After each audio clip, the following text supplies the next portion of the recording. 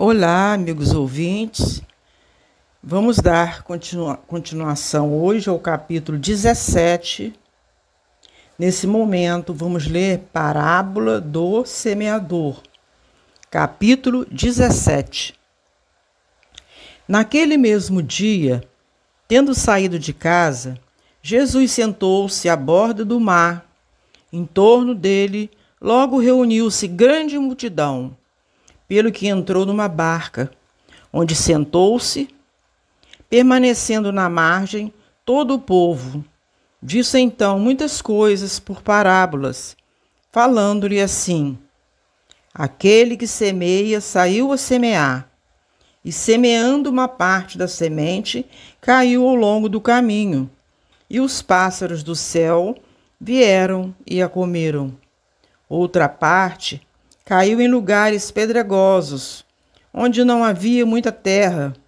As sementes logo brotaram, porque carecia de profundidade a terra onde haviam caído. Mas, levantando-se, o sol a queimou. E como não tinham raízes, secaram. Outra parte caiu entre espinheiros, e este, crescendo, as abafaram. Outra, finalmente, caiu em terra boa e produziu frutos, dando algumas sementes 100 por um, outras 60 e outras 30. Ouça quem tem ouvidos de ouvir. Mateus 13, de 1 a 9. Escutai, pois, vós outros, a parábola do semeador. Quem quer que escuta a palavra do reino e não lhe dá atenção, vem o espírito maligno e tira o que lhe fora semeado no coração. Esse é o que recebeu a semente ao longo do caminho. Aquele que recebe a semente em meio das pedras é o que escuta a palavra e que a recebe com alegria no primeiro momento. Mas, não tendo nele raízes, dura apenas algum tempo. Sobrevindo reveses e perseguições por causa da palavra, tira ele daí motivo de escândalo e de queda. Aquele que recebe a semente entre espinheiros é o que ouve a palavra, mas em quem logo os cuidados deste século e a ilusão das riquezas abafam aquela palavra e a tornam infrutífera. Aquele, porém, que recebe a semente em boa terra, é o que escuta a palavra, que lhe presta atenção e em quem ela produz frutos, dando 100 ou 60 ou 30 por um. Mateus 13, 18 a 23. Item 6. A parábola do semeador exprime perfeitamente os matizes existentes na maneira de serem utilizados os ensinos do Evangelho. Quantas pessoas há, com efeito, para as quais não passa ele de letra morta, que como a semente caída sobre pedregulhos, nenhum fruto dá. Não menos justa a aplicação encontra ela nas diferentes categorias espíritas. Não se acham simbolizados nela os que apenas atentam nos fenômenos materiais e nenhuma consequência tiram deles. Porque neles mais não veem do que fatos curiosos?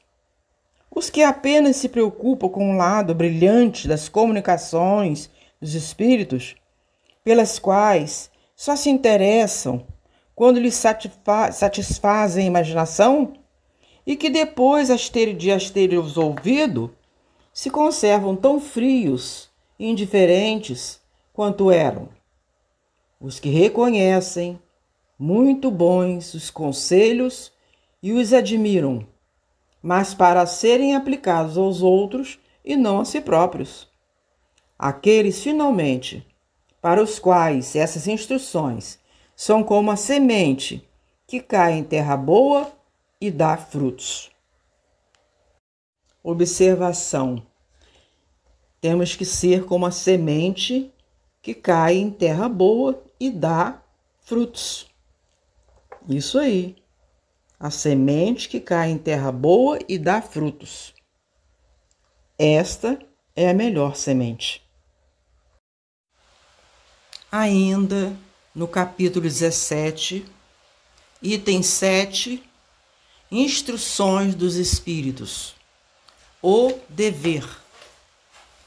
O dever é a obrigação moral da criatura para consigo mesma. Primeiro, o dever é a obrigação moral da criatura para consigo mesma primeiro, e em seguida para com os outros. O dever é a lei da vida. Com ele, deparamos nas mais ínfimas particularidades, como nos atos mais elevados. Quero aqui falar apenas do dever moral, e não do dever que as profissões impõem. Na ordem dos sentimentos, o dever é muito difícil de cumprir-se, por se achar em antagonismo com as atrações do interesse e do coração. Não tem testemunhas as suas vitórias e não estão sujeitas à repressão suas derrotas. O dever íntimo do homem fica entregue ao seu livre-arbítrio. O aguilhão da consciência, guardião da probidade interior, o adverte e sustenta, mas muitas vezes mostra-se impotente diante dos sofismas da paixão.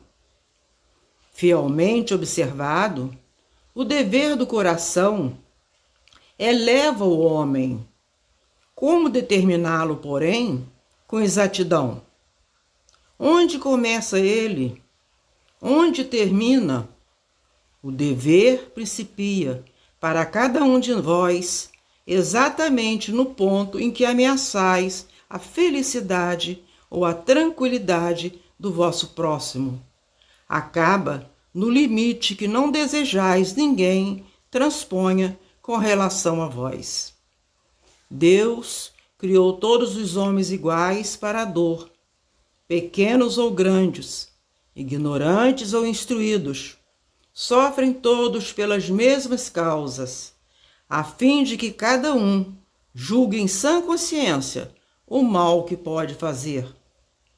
Com relação ao bem, infinitamente vário nas suas expressões, não é o mesmo critério. A igualdade em face da dor é uma sublime providência de Deus, que quer que todos os seus filhos, instruídos pela experiência comum, não pratiquem o mal, alegando ignorância de seus efeitos. O dever é o resumo prático de todas as especulações morais. É uma bravura da alma que enfrenta as angústias da luta. É austero e brando, pronto a dobrar-se às mais diversas complicações.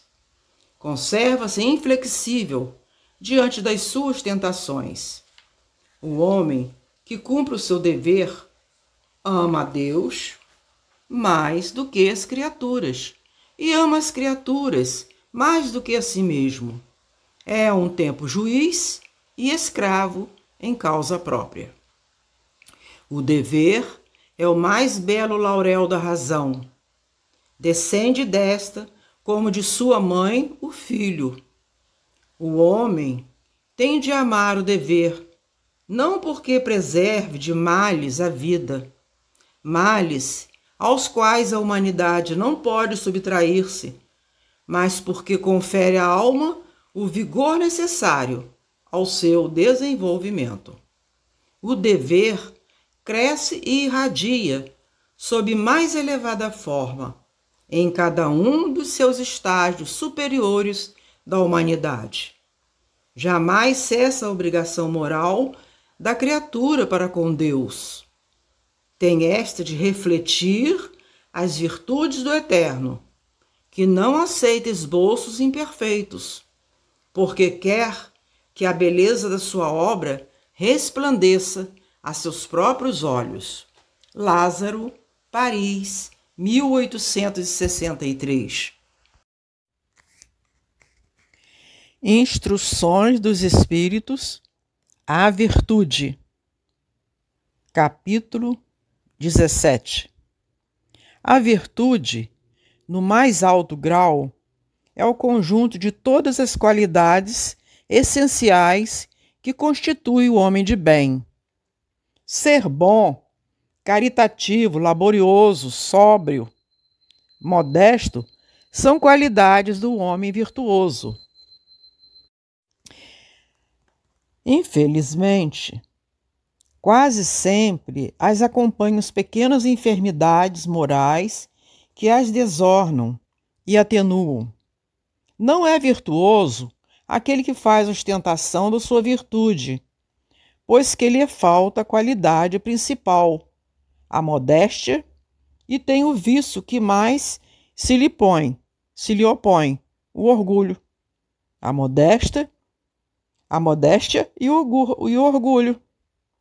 A virtude verdadeiramente digna desse nome não gosta de estadiar-se.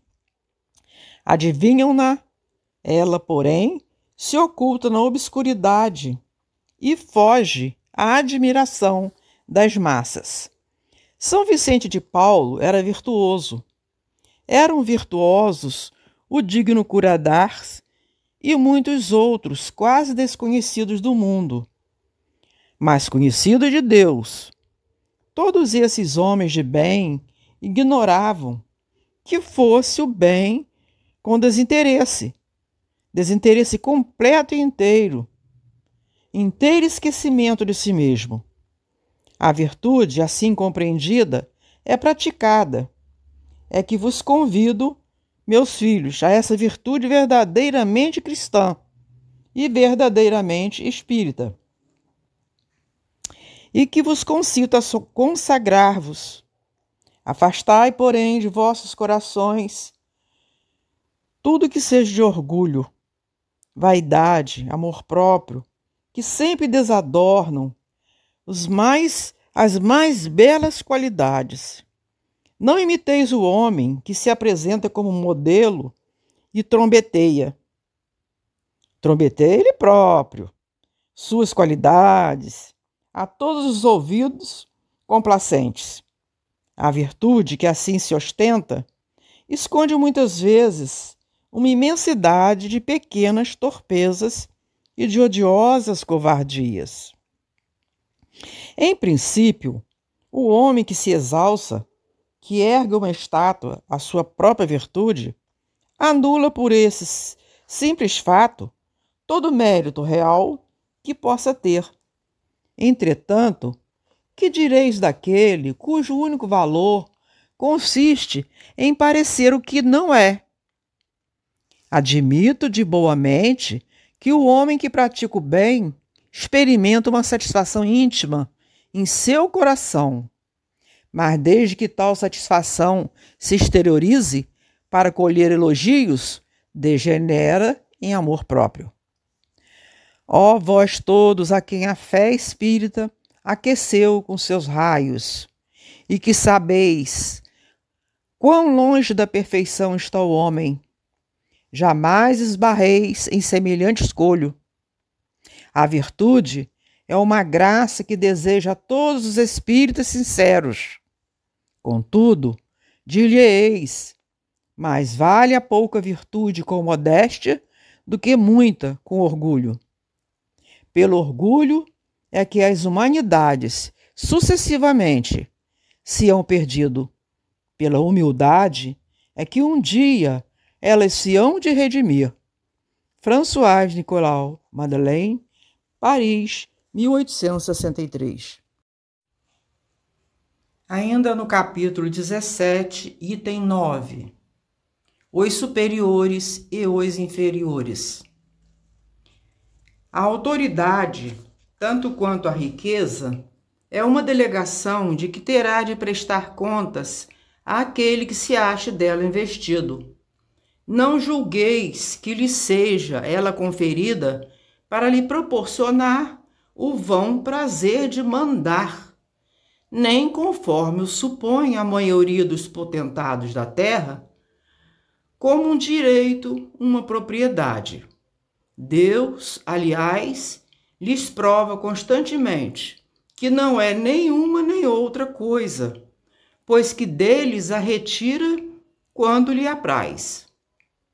Se fosse um privilégio inerente às suas personalidades, seria inalienável. A ninguém cabe dizer que uma coisa lhe pertence, quando lhe pode ser tirada sem seu consentimento. Deus confere a autoridade a título de missão ou de prova, quando entende, e a retira quando julga conveniente. Quem quer que seja depositário de autoridade, seja qual for a sua extensão, desde a do Senhor sobre o seu servo, até do soberano sobre o seu povo, não deve olvidar que tem almas a seu cargo, que responderá pela boa ou má diretriz que dê aos seus subordinados, e que sobre ele recairão as faltas que estes cometam, os vícios a que sejam arrastados em consequência dessa diretriz ou dos maus exemplos.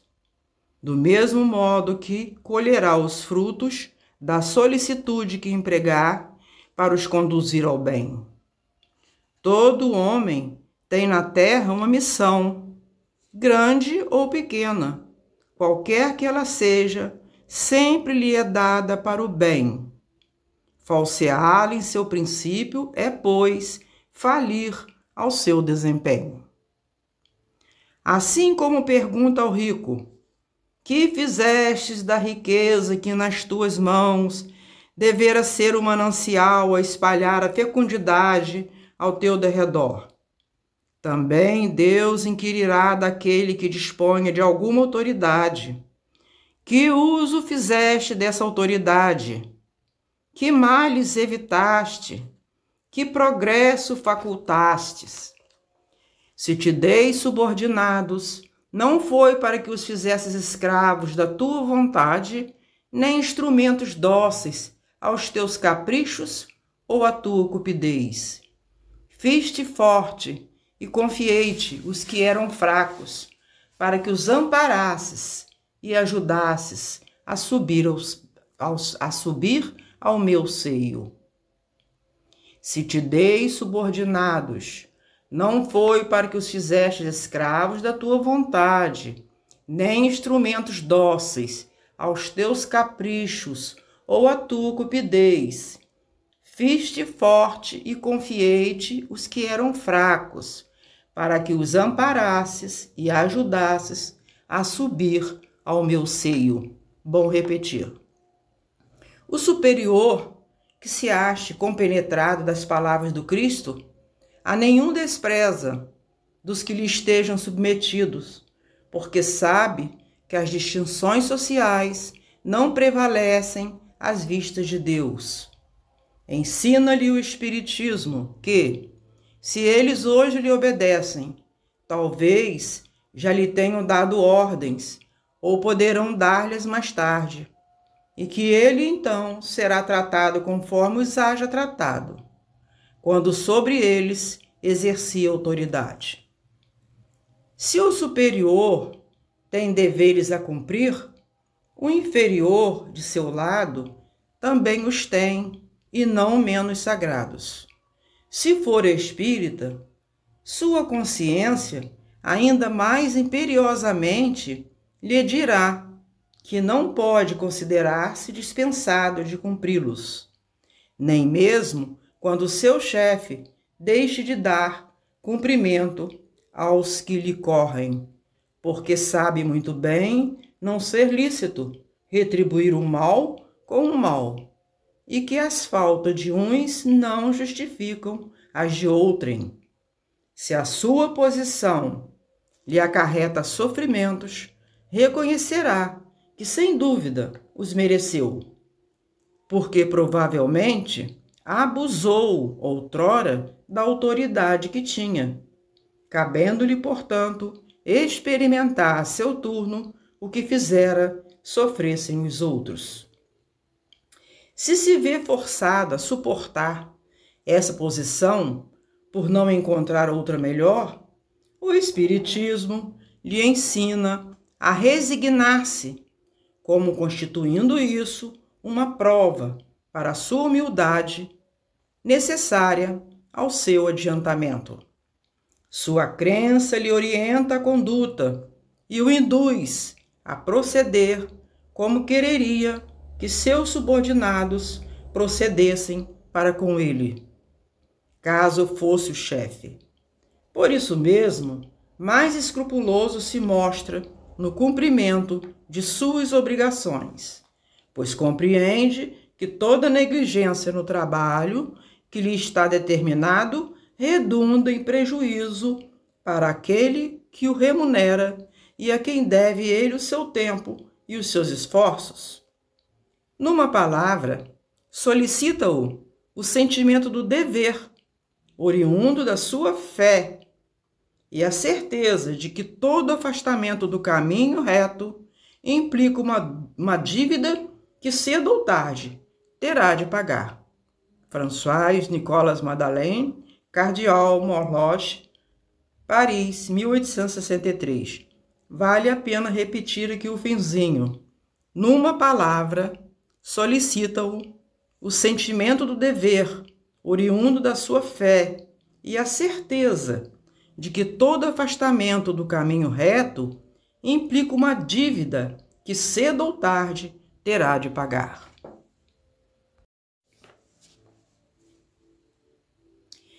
Capítulo 17, item 10. O homem no mundo. Um sentimento de piedade deve sempre animar o coração dos que se reúnem sob as vistas do Senhor e imploram a assistência dos bons espíritos. Purificai, pois, os vossos corações. Purificai, pois, os vossos corações. Não consintais que neles demore qualquer pensamento mundano ou fútil. Elevai o vosso espírito àqueles por quem chamais, a fim de que, encontrando em vós as necessárias disposições, possam lançar em profusão a semente que é preciso germine em vossas almas e dê frutos de caridade e justiça. Não julgueis, todavia, que exortando-vos incessantemente a prece e a evocação mental, pretendamos vivais uma vida mística, que vos conserves fora das leis da sociedade, onde estáis condenados a viver. Não vivei com os homens da vossa época, como devem viver os homens. Sacrificai as necessidades, mesmo as frivolidades do dia, mas sacrificai com um sentimento de pureza que as possa santificar. Sois chamados a estar em contato com espíritos de natureza diferentes, de caracteres opostos. Não choqueis a nenhum daqueles com quem estiverdes. Sede joviais, sede ditosos, mas seja a vossa jovialidade a que provém de uma consciência limpa. Seja a vossa ventura a do herdeiro do céu, que conta os dias que faltam para entrar na posse da sua herança. Não consiste a virtude em assumir de severo e lúgubre aspecto, em repelirdes os prazeres que as vossas condições humanas vos permitem.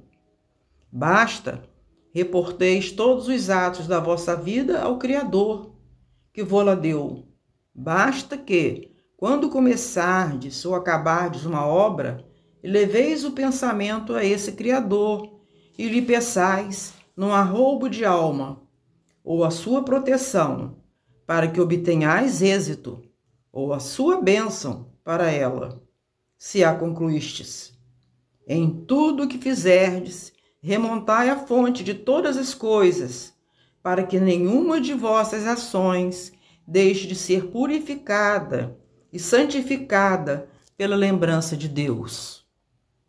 A perfeição está toda, como disse o Cristo, na prática da caridade absoluta. Os deveres da caridade alcançam todas as posições sociais, desde o menor até o maior.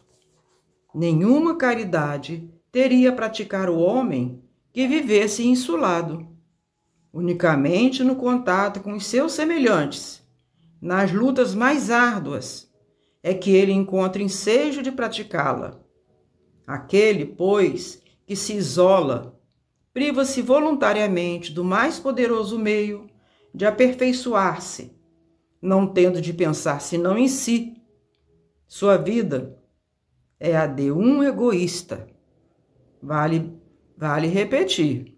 Nenhuma caridade teria praticar o homem que vivesse insulado, unicamente no contato com os seus semelhantes. Nas lutas mais árduas é que ele encontra ensejo de praticá-la. Aquele, pois, que se isola, priva-se voluntariamente do mais poderoso meio de aperfeiçoar-se, não tendo de pensar senão em si. Sua vida é a de um egoísta. Não imagineis, portanto, que para viverdes em comunicação constante conosco, para viverdes sob as vistas do Senhor, seja preciso vos silicieis e cobrais de cinzas.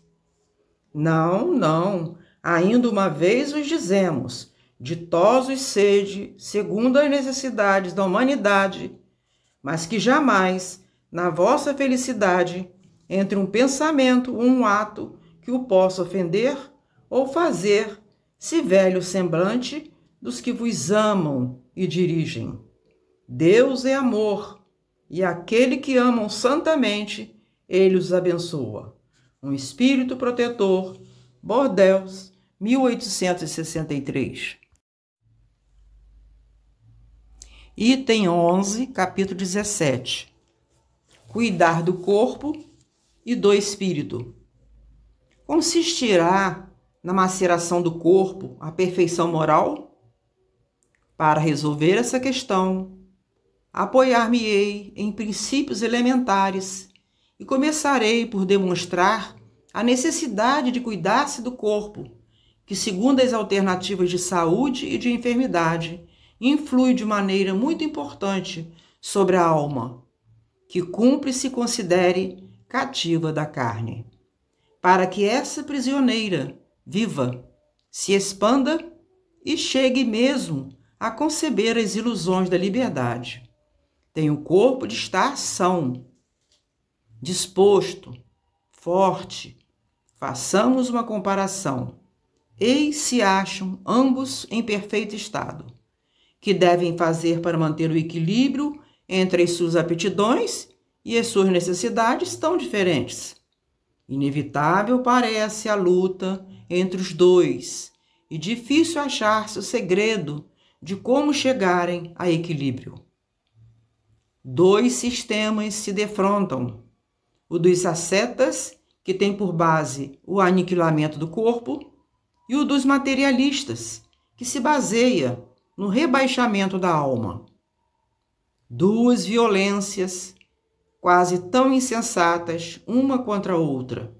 Ao lado desses dois grandes partidos, formiga a numerosa tribo dos indiferentes, que sem convicção e sem paixão, são mornos no amar e econômicos no gozar.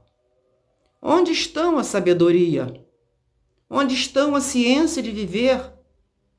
Em parte alguma.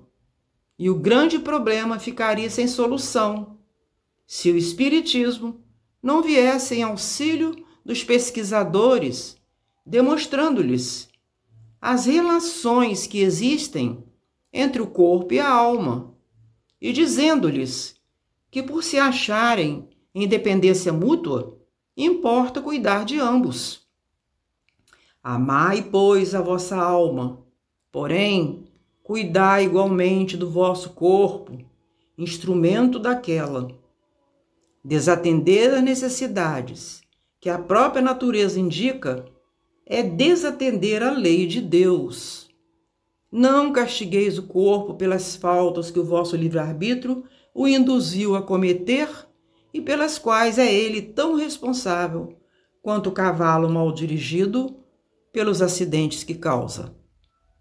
Sereis, porventura, mais perfeitos, se martirizando o corpo, não vos tornardes menos egoístas, nem menos orgulhosos e mais caritativos para com o vosso próximo? Não, a perfeição não está nisso. Está toda nas reformas, porque fizerdes passar o vosso espírito. Dobrai-o, submetei-o, humilhai-o, mortificai-o. Esse é o meio de o tornardes dócil à vontade de Deus, e o único de alcançardes a perfeição. Georges, Espírito Protetor, Paris, 1863. Aqui terminamos o capítulo 17. Queridos ouvintes, aguardamos vocês para a semana que vem para começarmos o capítulo 18.